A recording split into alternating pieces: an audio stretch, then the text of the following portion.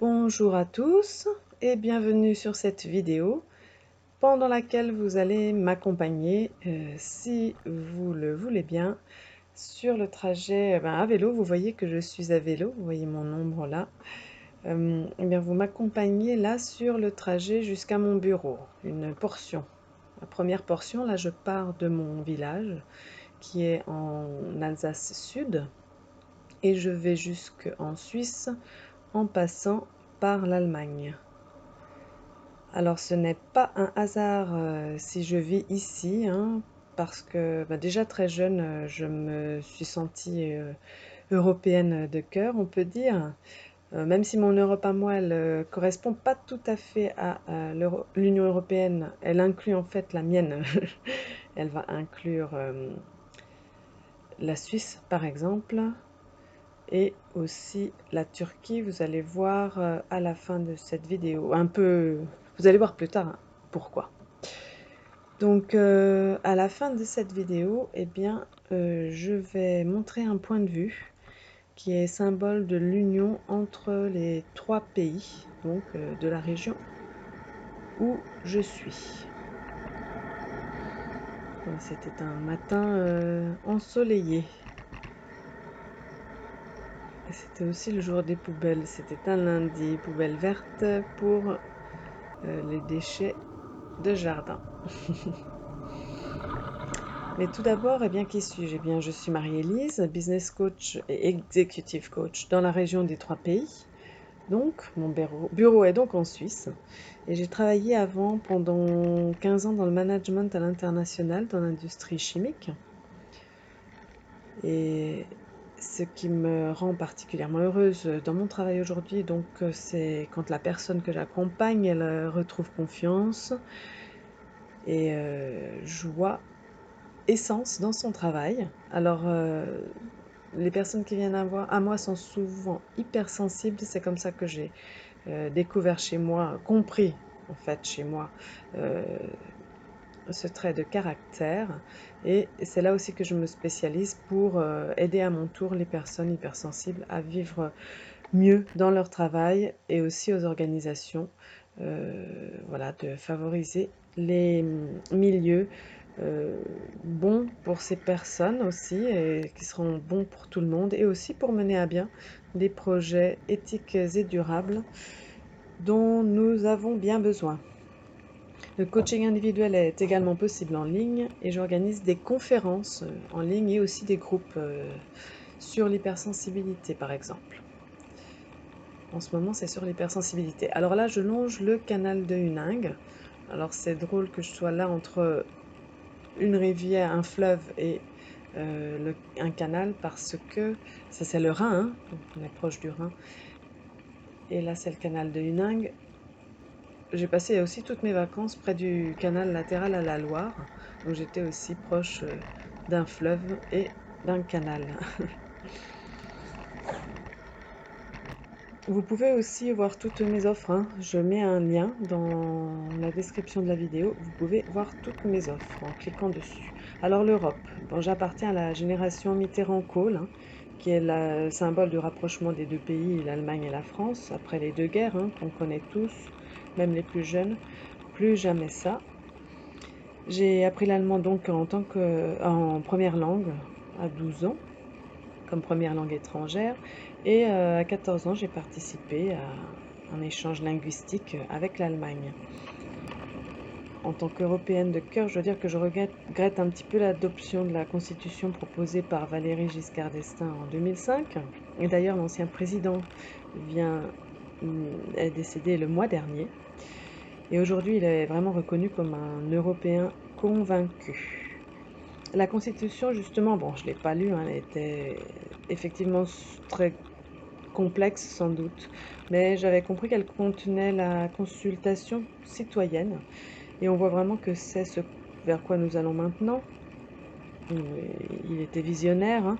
En novembre 2020, j'en ai parlé dans une vidéo sur le Rhin, la Suisse vote l'initiative populaire, les multinationales responsables. J'en ai parlé aussi dans d'autres vidéos, hein. Ah oui, sur l'hypersensible et les valeurs de l'entreprise. Donc ça c'est tout récent, hein. Et aussi la France, elle accepte 90 des 150 propositions de la Convention citoyenne sur le climat. Donc ça c'est aussi tout récent. Donc l'initiative citoyenne fonctionne aussi depuis des décennies en Allemagne. Ça c'est la Bürgerinitiative. C'est vrai que déjà quand j'apprenais l'allemand au tout début, on en parlait. Donc ça existe là-bas depuis longtemps. Et aussi l'Union européenne, en ce moment, elle tente de mettre en place les mesures nécessaires pour remplir les objectifs de la COP21 de Paris. Et on voit que ce n'est pas si simple. Voilà. Donc, je peux dire aussi que je suis née dans une famille très tolérante, où les nombreux amis et amis, hein, euh, femmes et garçons que j'ai fait venir eh bien, à la maison, eh bien, ils ont toujours été accueillis à bras ouverts, hein, qui qu'ils soient. J'ai aussi vécu en Suède hein, pendant plusieurs années, dans fin des années 90. Et là, j'avais vraiment donc du coup la situation d'immigrant en fait. J'ai commencé à travailler là-bas. Là, je fais un stop parce que eh bien, il y a quelqu'un qui a écrit Make Unang Great Again et c'est vrai que je trouve que la région a un très fort potentiel avec justement ces trois pays hein,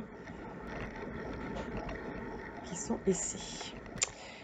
Alors oui, donc j'en étais donc à la Suède et oui, donc je me suis donc positionnée en travaillant en tant qu'ingénieur là-bas.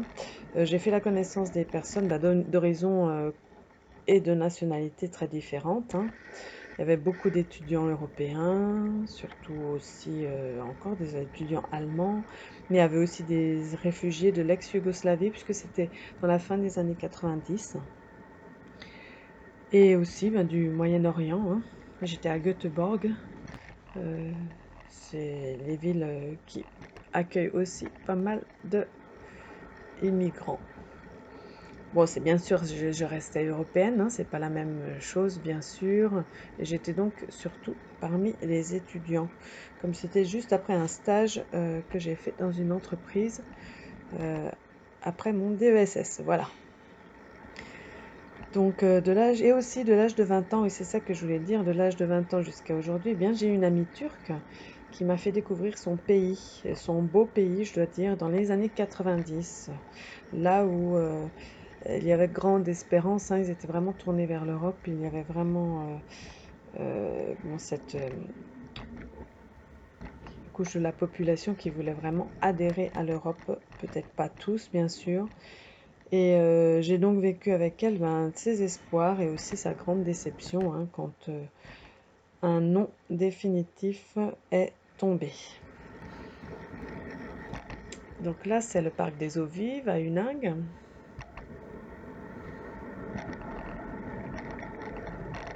Je me dirige donc toujours vers la Suisse. Voilà, c'est un bus qui vient d'ailleurs de Bâle, hein, le bus, celui-là. Et là, donc, je vais bientôt arriver vers le Rhin. Bien sûr, il y a quelques parties que je mets un peu en accéléré, hein. Voilà. Je m'amuse même à prendre les plots. Voilà, donc là, j'arrive vers le Rhin. Donc la Suisse, oui, la Suisse, eh bien, elle m'a accueillie hein, après ma thèse scientifique. Pour moi, c'est un pays très européen parce qu'en fait, il s'adapte très bien aux quatre voisins qu'il a autour de lui, qu'elle a autour de lui. Il s'adapte bien et vite hein, à l'Union européenne, hein, tout ce qui est administratif. Et par exemple, en mai 2020, après le confinement qui était quand même très strict en France, je venais d'une région rouge, hein, avec le coronavirus, l'Alsace, avec Mulhouse, était vraiment une région rouge et j'appréhendais un peu en revenant, en passant la frontière avec ma voiture cette fois-ci, pas avec le vélo. Mais bon, tant que j'avais le pass en tant que frontalier, eh bien, vraiment, il n'y avait aucun problème pour moi pour passer tant on rentrait pour travailler. Et là, dans le deuxième confinement, eh bien, je peux aussi aller travailler. Donc là, je monte sur la passerelle. Voilà, donc c'est là le point de vue que je veux vous montrer. C'est donc la passerelle entre la France et en face, c'est l'Allemagne. Donc effectivement, donc là, il y a les 3 drapeaux, hein, européen, français et allemand. Là, on voit Bâle au loin et à droite la France. Là, c'est le Rhin. À gauche, la France et à droite, l'Allemagne. Weil am Rhein, donc c'est la ville où va la passerelle.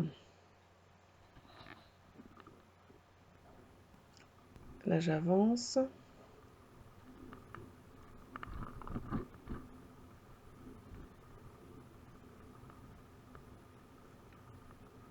Alors, la passerelle a été faite dans un projet européen.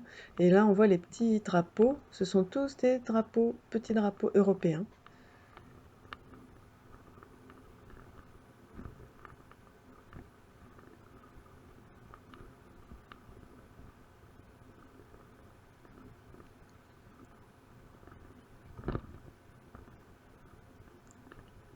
Voilà.